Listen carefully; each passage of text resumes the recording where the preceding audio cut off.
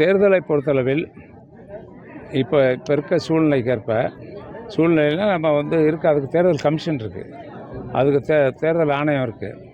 அவங்க எப்போ நடத்தலாம்னு சொல்கிறாங்களா மாண்புமிகு முதல்வர் அவர்கள் முடிவு செய்வார்கள்.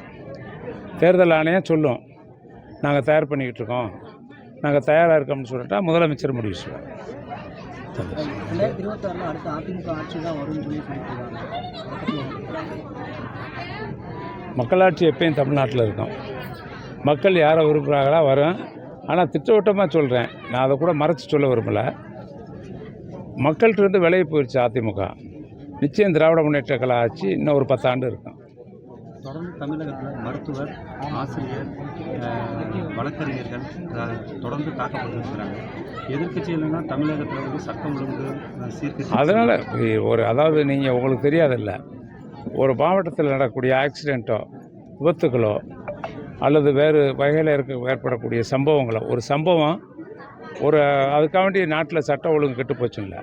தமிழகம் அமைதி பூங்காவாக இருக்குது. இந்தியாவிலே தமிழகம் தான் அமைதி பூங்கா இருக்குது. அதுக்கு ஒரே உதாரணம் சொல்கிறேன்.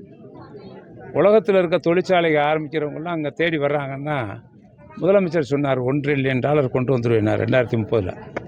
இப்போ அதை நோக்கி மேலே போய்கிட்டே இருக்குது. அதுக்கு ஒரே ஒரு காரணம் அமைதி பூங்கா. தமிழ்நாடு அமைதி பூங்காவாக இருக்குது. அதனால் இது ஏதோ தவறுதலாக நடக்கக்கூடிய சம்பவங்கள், அதுக்கு தக்க நடவடிக்கை எடுப்போம். என்ன தவறு நடந்தாலும் நடவடிக்கை எடுப்போம். பாதகம் செய்பவரை கண்டால் நாம் பயங்கொள்ளலாகாது பாப்பா, மோதி மிதித்து விடு பாப்பா, அவர் முகத்தில் உமிழ்ந்து விடு பாப்பா. அண்மை செய்திகளை உடனுக்குடன் தெரிந்து கொள்ள இணைந்திருங்கள் இயம்நாடு தொலைக்காட்சியுடன்.